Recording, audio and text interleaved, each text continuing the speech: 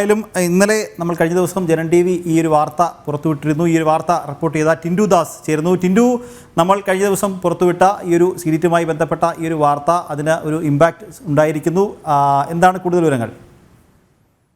നിഖിലിൽ ഏറ്റവും പ്രധാനപ്പെട്ട കാര്യമാണ് പറയുന്നത് സീഡിറ്റിന്റെ പ്രവർത്തനങ്ങളെല്ലാം പിൻവലിച്ചുകൊണ്ട് മോട്ടോർ വാഹന വകുപ്പിൽ നിന്നും താൽക്കാലിക ജീവനക്കാരെ ഉൾപ്പെടെ പിൻവലിച്ചുകൊണ്ടൊരു തീരുമാനമെടുത്ത് 17-ാം തീയതി ഉത്തരവ് കൊടുക്കുന്നു. ഒരു പ്രധാനപ്പെട്ട കാര്യമെന്ന് പറയുന്നത് മോട്ടോർ വാഹന വകുപ്പും സീഡിറ്റും തമ്മിലൊരു കരാറുണ്ടായിരുന്നു. ഫെസിലിറ്റി മാനേജ്മെന്റ് ഉൾപ്പെടെയുള്ള സൗകര്യങ്ങൾ ഏർപ്പെടുത്തിക്കൊണ്ട് സീഡിറ്റ് സേവനങ്ങൾ നൽകുക, ഇതിനുള്ള പ്രതിഫലം മോട്ടോർ വാഹന വകുപ്പ് നൽകുന്നതായിരിക്കുമെന്നൊരു കരാർ വരുന്നു. ഈ കരാറിലെ പ്രധാന വ്യവസ്ഥ എന്ന് പറയുന്നത് ഈ കരാറിൽ നിന്നും എപ്പോഴെങ്കിലും സീഡിറ്റോ അല്ലെങ്കിൽ മോട്ടോർ വാഹന വകുപ്പോ പിന്മാറണമെങ്കിൽ ഈ വ്യവസ്ഥകൾ പിന്മാറുന്നതിന് മുന്നോടിയായിട്ട് തന്നെ 3 മാസം മുമ്പ് ഈ വ്യവസ്ഥകൾ പിന്മാറുന്നു എന്ന് ഇരു കൂട്ടരും അറിയിപ്പ് നൽകണമെന്നൊരു ഒരു നിബന്ധന വെച്ചുകൊണ്ടാണ് കരാറിൽ ഏർപ്പെടുന്നത്.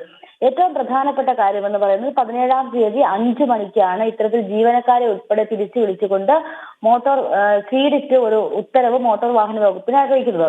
9:15 മുതൽ രാവിലെ 9:15 മുതൽ വൈകുന്നേരം 6 മണി വരെയാണ് ഈ സീഡിറ്റിലെ ഉദ്യോഗസ്ഥർ മോട്ടോർ വാഹന വകുപ്പ്, സീഡിറ്റിലെ കരാർ ജീവനക്കാർ മോട്ടോർ വാഹന വകുപ്പിൽ ജോലി ചെയ്തത്. വൈകുന്നേരം 5 മണിക്ക് ജീവനക്കാരെ തിരിച്ചു വിളിച്ചുകൊണ്ട് ഉത്തരവിറക്കുമ്പോൾ സ്വാഭാവികമായിട്ടും ഇതൊരു കരാർ ലംഘനം അല്ലെങ്കിൽ ഒരു വ്യവസ്ഥാ ലംഘനമാണെന്ന് പറയേണ്ടി വരും. കാരണം 3 മാസം മുമ്പേ ഈ ജീവനക്കാർക്ക് 1 മാസം മുമ്പേയും ഇരു വകുപ്പുകളും 3 മാസം മുമ്പേയും അറിയിക്കണമെന്ന നിബന്ധനയിരിക്കുകയാണ് സീഡിറ്റിന്റെ ഭാഗത്തു നിന്നും ഇത്തരത്തിലൊരു തീരുമാനം ഉണ്ടാകുന്നത്. മറ്റൊരു പ്രധാനപ്പെട്ട കാര്യമെന്ന് പറയുന്നത് മോട്ടോർ വാഹന വകുപ്പിലെ സാങ്കേതിക വിഭാഗത്തിലെയും അതോടൊപ്പം തന്നെ ഫെസിലിറ്റി മാനേജ്മെന്റ് ഉൾപ്പെടെയുള്ള വിഭാഗത്തിലെയും ജോലികൾ ചെയ്യുന്നത് സീഡിറ്റാണ്. സ്വാഭാവികമായും പെട്ടെന്നൊരു സുപ്രഭാതത്തിൽ പെട്ടെന്ന് 5 മണി അല്ലെങ്കിൽ 17-ാം തീയതി 5 മണിക്ക് ജീവനക്കാരെ ഉൾപ്പെടെ തിരിച്ചു വിളിക്കുമ്പോൾ അത് സ്വാഭാവികമായിട്ട് മോട്ടോർ വാഹന വകുപ്പിന്റെ പ്രവർത്തനങ്ങളെയൊക്കെ ബാധിക്കും. ഏറ്റവും പ്രധാനപ്പെട്ടതായി പറയേണ്ടത് ഈ ഇന്റർനാഷണൽ ലൈസൻസ് ഉൾപ്പെടെയുള്ള വിഭാഗങ്ങൾ കൈകാര്യം ചെയ്യുന്നതും ഈ സീഡിറ്റിലെ താൽക്കാലിക ജീവനക്കാരാണ്. അപ്പോൾ ഈ ലൈസൻസ് ഉൾപ്പെടെയുള്ള പ്രധാനപ്പെട്ട കാര്യങ്ങളിലെല്ലാം ഈ വിഷയങ്ങൾ ബാധിക്കുമെന്നിരിക്കുകയാണ് ഒരുപക്ഷെ ഈ കാര്യത്തിൽ ഇന്ന് അടിയന്തരമായിട്ട് തീരുമാനമുണ്ടാകുന്നത്. ഇതുമായി ബന്ധപ്പെട്ട വാർത്ത 17-ാം തീയതി പുറത്തു വന്നത് സീഡിറ്റ് എല്ലാ ജീവനക്കാരെയും ഈ തുക നൽകാത്തതിൽ തിരികെ വിളിക്കുന്നു, കരാർ തുക നൽകാത്തതിൽ തിരികെ വിളിക്കുന്നു എന്നാണ്.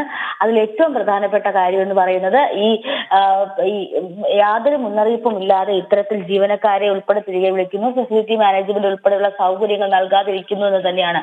ഇതിൽ ഈ മോട്ടോർ വാഹന വകുപ്പ് ഇത്തരത്തിൽ തുക നൽകാതിരുന്നത് കഴിഞ്ഞ വർഷം വരെ, 6 മാസം മുമ്പ് വരെ ഈ തുകകൾ നൽകിക്കൊണ്ടിരുന്നത് മോട്ടോർ വാഹന വകുപ്പ് പിരിച്ചെടുക്കുന്ന ഫൈൻ തുകയിലൂടെയാണ് ഈ തുക നൽകിക്കൊണ്ടിരിക്കുന്നത്. ധനവകുപ്പ് കൈകാര്യം ചെയ്തതോടെയാണ് ഒരുപക്ഷെ ഈ വിഷയം ഇത്രയും ഗുരുതരമായതെന്നാണ് MVDയുടെയും പ്രതികരണം. നിഖിൽ, എന്തായാലും മുന്നറിയിപ്പില്ലാതെ മോട്ടോർ വാഹന വകുപ്പിൽ നിന്നും താൽക്കാലിക ജീവനക്കാരെ സീഡിറ്റ് പിൻവലിച്ച സംഭവത്തിൽ അടിയന്തര ഇടപെടൽ നടത്തിയിരിക്കുകയാണ് ട്രാൻസ്പോർട്ട് സെക്രട്ടറി. ജനം TV കഴിഞ്ഞ ദിവസം പുറത്തുവിട്ട വാർത്തയ്ക്ക് പിന്നാലെയായിരുന്നു നടപടി. എന്തായാലും ഇതുമായി ബന്ധപ്പെട്ട വിശദമായ വിവരങ്ങൾ പങ്കുവയ്ക്കുകയായിരുന്നു സുധീഷ് ഗോപാലും ടിൻഡു ദാസും.